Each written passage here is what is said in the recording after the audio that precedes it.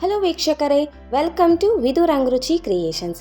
ಇವತ್ತಿನ ವಿಡಿಯೋದಲ್ಲಿ ನಾನು ಹೆಲ್ತಿ ಆ್ಯಂಡ್ ಟೇಸ್ಟಿ ಆಗಿರುವಂತಹ ಬ್ರೇಕ್ಫಾಸ್ಟ್ ರೆಸಿಪಿನ ತೋರಿಸ್ಕೊಡ್ತೀನಿ. ಅದೇನು ಅಂದರೆ ಓಟ್ಸ್ ಉಪ್ಮಾ. ತುಂಬ ಟೇಸ್ಟಿಯಾಗಿರುತ್ತೆ. ಹಾಗಾದರೆ ಬನ್ನಿ ಹೇಗೆ ಮಾಡೋದು ಅಂತೇಳಿ ನೋಡೋಣ. ಮೊದಲಿಗೆ ನಾನು ಗ್ಯಾಸ್ ಅಂಟಿಸ್ಕೊಂಡು ಒಂದು ಬಾಣಲಿನ ಇಟ್ಕೊಂಡಿದ್ದೀನಿ. ಬಾಣಲಿಕ್ಕಾದ ನಂತರ ಇದಕ್ಕೆ ನಾನು ನೋಡಿ ಈ ರೀತಿಯಾಗಿ ಒಂದು ಬೌಲಲ್ಲಿ ನಾನು ಓಟ್ಸ್ನ ಹಾಕ್ಕೊಳ್ತಿದ್ದೀನಿ. ಒಂದು ಬೌಲ್ ಆಗೋಷ್ಟು ಓಟ್ಸ್ನ ತೊಗೊಂಡಿದ್ದೀನಿ. ನೀವು ಕ್ವಾಂಟಿಟಿ ನೋಡಿಕೊಂಡು ಉಪಯೋಗಿಸ್ಕೊಳ್ಬೋದು. ನೋಡಿ ನಾನು ಓಟ್ಸ್ನ ಹಾಕ್ಕೊಂಡು ಇದನ್ನೆಲ್ಲ ಚೆನ್ನಾಗಿ ನಾನು ಫ್ರೈ ಮಾಡ್ಕೊಳ್ತಾ ಇದ್ದೀನಿ. ಇದನ್ನೆಲ್ಲ ಹುರ್ಕೊಳ್ಬೇಕು. ನೀವು ನಾರ್ಮಲ್ಲು ರವೆ ಉಪ್ಪಿಟ್ಟು ಮಾಡೋದಕ್ಕೆ ರವೆನ ಹುರ್ಕೊಳ್ತೀರಲ್ವ, ಅದೇ ರೀತಿ ಓಟ್ಸ್ನ ಹುರ್ಕೊಳ್ಬೇಕು. ಇದರಲ್ಲಿ ಓಟ್ಸ್ ಹುರ್ಕೊಳ್ಳೋದು ತುಂಬ ಇಂಪಾರ್ಟೆಂಟ್ ಆಗಿರುತ್ತೆ. ನೀವು ಹಾಗೆ ಬಳಸ್ಕೊಂಡ್ರೆ ಅದು ಒಂಥರ ಅಂಟಾಗಿ ಲೋಳೆ ರಸ ಥರ ಇರುತ್ತೆ. ಅದಕ್ಕೋಸ್ಕರ ಚೆನ್ನಾಗಿ ನಾವು ಓಟ್ಸ್ನ ಹುರ್ಕೊಳ್ಬೇಕಾಗತ್ತೆ. ನೋಡಿ ಏನಿಲ್ಲ ಅಂದರೂ ಮಿನಿಮಮ್ ಒಂದು 4-5 ನಿಮಿಷ ಆಗೋವರೆಗೂ ನಾವು ಲೋ ಫ್ಲೇಮಲ್ಲಿ ಇಟ್ಕೊಂಡು ಹುರ್ಕೊಳ್ಬೇಕಾಗತ್ತೆ. ತುಂಬ ಟೇಸ್ಟಿಯಾಗಿರುತ್ತೆ. ಇದಂತೂ ಡಯಟ್ ಮಾಡ್ತಿರೋರಿಗೆ ಒಂದು ಒಳ್ಳೆ ರೆಸಿಪಿ ಅಂತಲೇ ಹೇಳ್ಬೋದು. ಮಾರ್ನಿಂಗ್ ಬ್ರೇಕ್ಫಾಸ್ಟ್ಗೆ ನೀವು ಮಾಡ್ಕೊಳ್ಬೋದು. ತುಂಬ ಟೇಸ್ಟಿಯಾಗಿರುತ್ತೆ. ಹಾಗೆ ಮಕ್ಕಳಿಗೆ ಲಂಚ್ ಬಾಕ್ಸ್ಗೆಲ್ಲ ಮಾಡ್ಕೊಳ್ಬೋದು. ಇದರಲ್ಲಿ ಫೈಬರ್ ಎಲ್ಲ ಇರೋದ್ರಿಂದ ಹೆಲ್ತ್ಗೂ ಕೂಡ ತುಂಬ ಒಳ್ಳೆಯದು. ನೋಡಿ ಈಗ ಲೋ ಫ್ಲೇಮಲ್ಲಿ ಇಟ್ಕೊಂಡು ಏನಿಲ್ಲ ಅಂದರೂ ಒಂದು 4-5 ನಿಮಿಷ ಆಗೋವರೆಗೂ ಚೆನ್ನಾಗಿ ನಾನು ಹುರ್ಕೊಳ್ತಾ ಇದ್ದೀನಿ. ಹಾಗೆ ನಾನು ಓಟ್ಸ್ ದೋಸೆ ರೆಸಿಪೀಸ್ ಕೂಡ ನಾನು ಆಲ್ರೆಡಿ ಅಪ್ಲೋಡ್ ಮಾಡಿದ್ದೀನಿ. ನೀವು ಹೋಗಿ ಚೆಕ್ ಮಾಡ್ಕೊಳ್ಬೋದು. ಹಾಗೆ ಡಿಸ್ಕ್ರಿಪ್ಷನ್ ಮತ್ತು ಐ ಕಾರ್ಡ್ ಕೂಡ ಹಾಕಿರ್ತೀನಿ. ನೋಡಿ ಈಗ ಇದೆಲ್ಲ ಚೆನ್ನಾಗಿ ನಾನು ಮಿನಿಮಮ್ ಒಂದು 5 ನಿಮಿಷ ಹುರ್ಕೊಂಡಿದ್ದೀನಿ. ನೋಡಿ ಕಲರ್ ಕೂಡ ಚೇಂಜ್ ಆಗುತ್ತೆ, ಹಾಗೆ ನಿಮಗೆ ಸ್ಮೆಲ್ ಕೂಡ ಬರುತ್ತೆ. ಅಲ್ಲಿವರೆಗೂ ಚೆನ್ನಾಗಿ ಹುರ್ಕೊಳ್ಳಿ. ನೋಡಿ ಈಗ ಇದು ಹುರ್ಕೊಂಡಿದ್ದೀನಿ. ಗ್ಯಾಸ್ ಸ್ಟವ್ ಆಫ್ ಮಾಡಿಕೊಂಡು ಒಂದು ಪ್ಲೇಟ್ಗೆ ತೆಗೆದಿಟ್ಕೊಂಡಿದ್ದೀನಿ. ಅದೇ ಬಾಣಲಿಗೆ ಈಗ ನಾನು ಒಂದು 3-4 ಟೇಬಲ್ ಸ್ಪೂನ್ ಆಗೋಷ್ಟು ಎಣ್ಣೆ ಹಾಕ್ಕೊಂಡಿದ್ದೀನಿ. ಎಣ್ಣೆ ಕಾದ ನಂತರ ಸಾಸಿವೆ ಮತ್ತು ಜೀರಿಗೆನ ಹಾಕ್ಕೊಳ್ತಿದ್ದೀನಿ.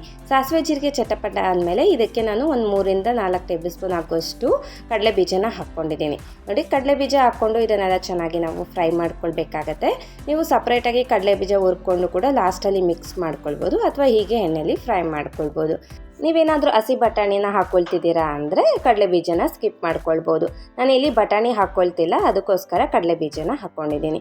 ನೋಡಿ ಇವಾಗ ಕಡಲೆ ಬೀಜ ಎಲ್ಲ ಚೆನ್ನಾಗಿ ಫ್ರೈ ಆಗಿದೆ. ಈಗ ಇದಕ್ಕೆ ನಾನು 1 ಟೇಬಲ್ ಸ್ಪೂನ್ ಆಗೋಷ್ಟು ಉದ್ದಿನ ಬೇಳೆನ ಹಾಕ್ಕೊಂಡಿದ್ದೀನಿ. ಉದ್ದಿನ ಬೇಳೆ ಹಾಕ್ಕೊಂಡು ಕೂಡ ಇದೆಲ್ಲ ಚೆನ್ನಾಗಿ ನಾನು ಫ್ರೈ ಮಾಡ್ಕೊಳ್ತಿದ್ದೀನಿ. ಉದ್ದಿನ ಬೇಳೆ ಎಲ್ಲ ಸ್ವಲ್ಪ ಗೋಲ್ಡನ್ ಕಲರ್ ಬರಬೇಕು, ಅಲ್ಲಿವರೆಗೂ ಚೆನ್ನಾಗಿ ಫ್ರೈ ಮಾಡ್ಕೊಳ್ಳಿ. ನೋಡಿ ಈಗ ಕಡಲೆ ಬೀಜ ಉದ್ದಿನ ಬೇಳೆ ಎಲ್ಲ ಫ್ರೈ ಆಗಿದೆ. ಈಗ ಇದಕ್ಕೆ ನಾನು 2 ದೊಡ್ಡ ಹಸಿಮೆಣಸಿನ್ಕಾಯಿನ ಈ ರೀತಿ ಚಿಕ್ಕದಾಗಿ ಕಟ್ ಮಾಡ್ಕೊಂಡು ಹಾಕ್ಕೊಂಡಿದ್ದೀನಿ. ನೀವು ಬೇಕಂದರೆ ಉದ್ದುದ್ದಕ್ಕೂ ಕೂಡ ಕಟ್ ಮಾಡ್ಕೊಂಡು ಹಾಕ್ಕೊಳ್ಬೋದು. ನೋಡಿ ಇವಾಗ ಚೆನ್ನಾಗಿ ಇದನ್ನೆಲ್ಲ ಫ್ರೈ ಮಾಡ್ಕೊಳ್ತಿದ್ದೀನಿ. ಇದರಲ್ಲಿ ಇರುವಂಥ ಖಾರ ಎಲ್ಲ ಎಣ್ಣೆಯಲ್ಲಿ ಬಿಡಬೇಕು, ಅಲ್ಲಿವರೆಗೂ ಚೆನ್ನಾಗಿ ಫ್ರೈ ಮಾಡ್ಕೊಳ್ಳಿ ಮೆಣಸಿನ್ಕಾಯಿನ. ನೋಡಿ ಈಗ ಇದಕ್ಕೆ ನಾನು 1 ಗರಿ ಆಗೋಷ್ಟು ಕರಿಬೇವನ್ನ ಹಾಕ್ಕೊಂಡಿದ್ದೀನಿ. ಕರಿಬೇವು ಹಾಕ್ಕೊಂಡು ಇದನ್ನೆಲ್ಲ ಚೆನ್ನಾಗಿ ನಾನು ಮಿಕ್ಸ್ ಮಾಡ್ಕೊಳ್ತಿದ್ದೀನಿ. ನೋಡಿ ಈಗ ಇದು ಒಗ್ಗರಣೆ ಎಲ್ಲ ಆಗಿದೆ. ಈಗ ಇದಕ್ಕೆ ನಾನು ಒಂದು ಮೀಡಿಯಮ್ ಸೈಜ್ ಈರುಳ್ಳಿನ ಈ ರೀತಿ ಚಿಕ್ಕದಾಗಿ ಕಟ್ ಮಾಡ್ಕೊಂಡು ಹಾಕ್ಕೊಳ್ತಿದ್ದೀನಿ. ನೋಡಿ ಈರುಳ್ಳಿ ಹಾಕ್ಕೊಂಡು ಇದನ್ನೆಲ್ಲ ಚೆನ್ನಾಗಿ ನಾವು ಫ್ರೈ ಮಾಡ್ಕೊಳ್ಬೇಕು.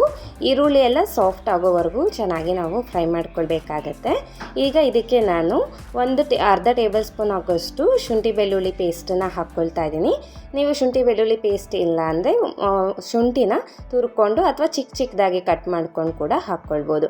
ನೋಡಿ ಶುಂಠಿ ಬೆಳ್ಳುಳ್ಳಿ ಪೇಸ್ಟ್ ಹಾಕ್ಕೊಂಡು ಇದೆಲ್ಲ ಹಸಿ ವಾಸನೆ ಹೋಗೋವರೆಗೂ ಫ್ರೈ ಮಾಡ್ಕೊಳ್ಬೇಕಾಗತ್ತೆ. ನೀವು ಮೆಣಸಿನ್ಕಾಯಿ ಆದಮೇಲೆ ಶುಂಠಿ ಬೆಳ್ಳುಳ್ಳಿ ಪೇಸ್ಟ್ ಹಾಕ್ಕೊಳ್ಬೋದು, ಬಟ್ ಅದೆಲ್ಲ ಸಿಡಿಯುತ್ತೆ. ಅದಕ್ಕೋಸ್ಕರ ನಾನು ಈರುಳ್ಳಿ ಜೊತೆಗೆ ಹಾಕ್ಕೊಂಡು ಫ್ರೈ ಮಾಡ್ಕೊಳ್ತಾ ಇದ್ದೀನಿ. ನೋಡಿ ಈಗ ಈರುಳ್ಳಿ ಎಲ್ಲ ಚೆನ್ನಾಗಿ ಸಾಫ್ಟ್ ಆಗೋವರೆಗೂ ನಾನು ಫ್ರೈ ಮಾಡ್ಕೊಂಡಿದ್ದೀನಿ.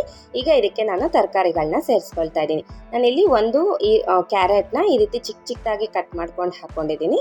ಹಾಗೆ 7-8 ಬೀನ್ಸ್ನ ಅಂದರೆ ಹುರುಳಿಕಾಯಿನ ಈ ರೀತಿ ಚಿಕ್ಕದಾಗಿ ಕಟ್ ಮಾಡ್ಕೊಂಡು ಹಾಕ್ಕೊಂಡಿದ್ದೀನಿ. ತರಕಾರಿಗಳನ್ನ ಚಿಕ್ಕದಾಗಿ ಕಟ್ ಮಾಡ್ಕೊಂಡು ಹಾಕ್ಕೊಳ್ಳಿ. ಚಿಕ್ಕದಾಗಿ ಕಟ್ ಮಾಡ್ಕೊಂಡು ಹಾಕ್ಕೊಂಡ್ರೆ ಬೇಗ ಬೇಯ್ಕೊಳ್ಳುತ್ತೆ.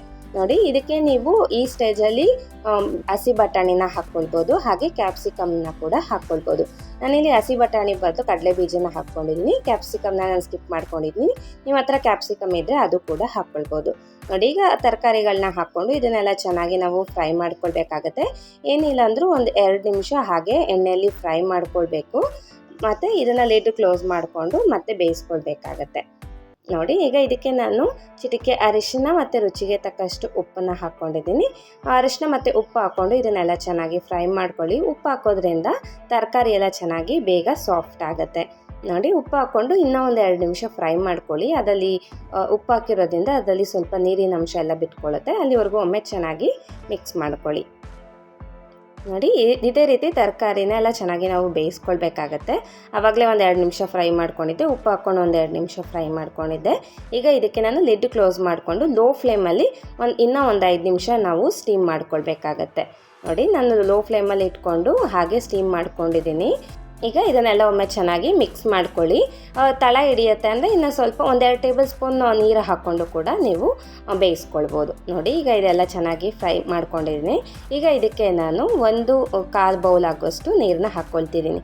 ಅಂದರೆ ನೀವು ಯಾವ ಅಳತೆಯಲ್ಲಿ ಓಟ್ಸ್ ತೊಗೊಂಡಿರ್ತೀರ ಅದೇ ಅಳತೆಯಲ್ಲಿ ನೀರು ಹಾಕ್ಕೊಳ್ಳಿ. ನಾನು ಇಲ್ಲಿ 1/4 ಕಪ್ ಆಗೋಷ್ಟು, ಅಂದರೆ 1 ಕಪ್ಪು ಮತ್ತು ಅದ್ರ ಮೇಲೆ ಸ್ವಲ್ಪ 1/4 ಕಪ್ ಆಗೋಷ್ಟು ನೀರನ್ನ ಹಾಕ್ಕೊಂಡಿದ್ದೀನಿ. ನೋಡಿ ಈ ರೀತಿ ನೀರೆಲ್ಲ ಚೆನ್ನಾಗಿ ಕುದಿ ಬರಬೇಕು, ಅಲ್ಲಿವರೆಗೂ ಚೆನ್ನಾಗಿ ಕುದಿಸ್ಕೊಳ್ಳಿ. ಇವಾಗ ಕುದಿಸ್ಬೇಕಾದ್ರೆ ಐ ಫ್ಲೇಮಲ್ಲಿ ಇಟ್ಕೊಂಡು ನೀರನ್ನ ನೀವು ಕುದಿಸ್ಕೊಳ್ಬೋದು.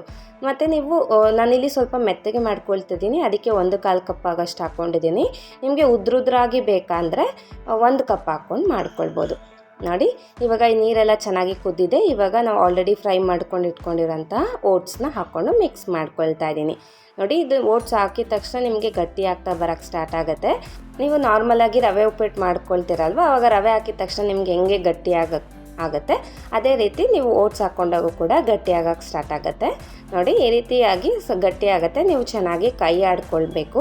ನೋಡಿ ಈ ರೀತಿ ಚೆನ್ನಾಗಿ ನಾನು ಮಿಕ್ಸ್ ಮಾಡ್ಕೊಳ್ತಾ ಇದ್ದೀನಿ. ನೋಡಿ ಇವಾಗ ನೀರೆಲ್ಲ ಓಟ್ಸ್ ಎಲ್ಲ ಹೀರ್ಕೊಂಡಿದೆ. ನೋಡಿ ಈ ರೀತಿ ಮಿಕ್ಸ್ ಮಾಡಿಕೊಂಡು ಲಿಡ್ ಕ್ಲೋಸ್ ಮಾಡಿಕೊಂಡು ಇನ್ನೂ ಒಂದು 5 ನಿಮಿಷ ಸಿಮ್ಮಲ್ಲಿ ಬೇಯಿಸ್ಕೊಳ್ಬೇಕಾಗತ್ತೆ. ಅಂದರೆ ಲೋ ಫ್ಲೇಮಲ್ಲಿ ಇಟ್ಕೊಂಡು ಚೆನ್ನಾಗಿ ನಾವು ಬೇಯಿಸ್ಕೊಳ್ಬೇಕು. ನಾನ್ ಸ್ಟಿಕ್ ಇಲ್ಲ ಅಂದರೆ ನೀವು ತಳ ಹಿಡಿಯುತ್ತೆ ಅಂದರೆ ಮಧ್ಯದಲ್ಲಿ ಒಂದು 2 ನಿಮಿಷಕ್ಕೆ ಒಂದ್ಸಲ ಓಪನ್ ಮಾಡ್ಕೊಂಡು ಮಿಕ್ಸ್ ಮಾಡಿಕೊಂಡು ಒಂದು 5 ನಿಮಿಷ ನಾವು ಬೇಯಿಸ್ಕೊಳ್ಬೇಕಾಗತ್ತೆ. ನೋಡಿ ನಾನಿಲ್ಲಿ 5 ನಿಮಿಷ ಲೋ ಫ್ಲೇಮಲ್ಲಿ ಇಟ್ಕೊಂಡು ಬೇಯಿಸ್ಕೊಂಡಿದ್ದೀನಿ. ಈಗ ಇದನ್ನೆಲ್ಲ ನಾನು ಚೆನ್ನಾಗಿ ಒಮ್ಮೆ ಮಿಕ್ಸ್ ಮಾಡ್ಕೊಳ್ತಾ ಇದ್ದೀನಿ. ನೋಡಿ ಈಗ ಮಿಕ್ಸ್ ಮಾಡಿಕೊಂಡು ಈಗ ಇದಕ್ಕೆ 2 ಟೇಬಲ್ ಸ್ಪೂನ್ ಆಗುವಷ್ಟು ಹಸಿ ಕೊಬ್ಬರಿನ ತುರ್ಕೊಂಡು ಹಾಕ್ಕೊಳ್ತಿದ್ದೀನಿ. ಹಾಗೆ ಚಿಕ್ಕದಾಗಿ ಕಟ್ ಮಾಡ್ಕೊಂಡಿರುವಂತಹ ಕೊತ್ತಂಬರಿ ಸೊಪ್ಪನ್ನು ಹಾಕ್ಕೊಂಡಿದ್ದೀನಿ. ಹಾಗೆ 1 ಟೇಬಲ್ ಸ್ಪೂನ್ ಆಗೋಷ್ಟು ನಿಂಬೆಹಣ್ಣು ರಸನ ಹಾಕ್ಕೊಳ್ತಿದ್ದೀನಿ. ನೋಡಿ ಈಗ ಇದನ್ನೆಲ್ಲ ಚೆನ್ನಾಗಿ ನಾವು ಒಮ್ಮೆ ಮಿಕ್ಸ್ ಮಾಡ್ಕೊಳ್ಬೇಕಾಗತ್ತೆ. ನೋಡಿದ್ರಲ್ವ ಎಷ್ಟು ಸುಲಭವಾಗಿ ಓಟ್ಸ್ ಉಪ್ಮಾ ರೆಡಿಯಾಗಿದೆ ಅಂಥೇಳಿ. ನಾನಿಲ್ಲಿ ಸ್ವಲ್ಪ ಮೆತ್ತಗೆನೆ ಮಾಡ್ಕೊಂಡಿದ್ದೀನಿ. ನಿಮಗೆ ಉದ್ರಾಗಿ ಬೇಕು ಅಂದರೆ 1 ಕಪ್ ನೀರು ಹಾಕ್ಕೊಳ್ಳಿ. ಎಷ್ಟು ಟೇಸ್ಟಿಯಾಗಿರುವಂಥ ಹೆಲ್ತಿ ಆಗಿರುವಂಥ ಓಟ್ಸ್ ಉಪ್ಮಾ ರೆಡಿಯಾಗಿದೆ ಅಂಥೇಳಿ.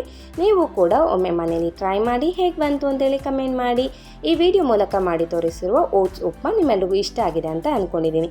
ಇಷ್ಟ ಆಗಿದ್ರೆ please like, share and subscribe. ಇದೇ ಥರ ಒಳ್ಳೊಳ್ಳೆ ಈಸಿ, ಟೇಸ್ಟಿ ಆ್ಯಂಡ್ ಹೆಲ್ತಿ ರೆಸಿಪೀಸ್ಗೋಸ್ಕರ ನಮ್ಮ ಚಾನಲ್ನ ಫಾಲೋ ಮಾಡಿ. Thank you.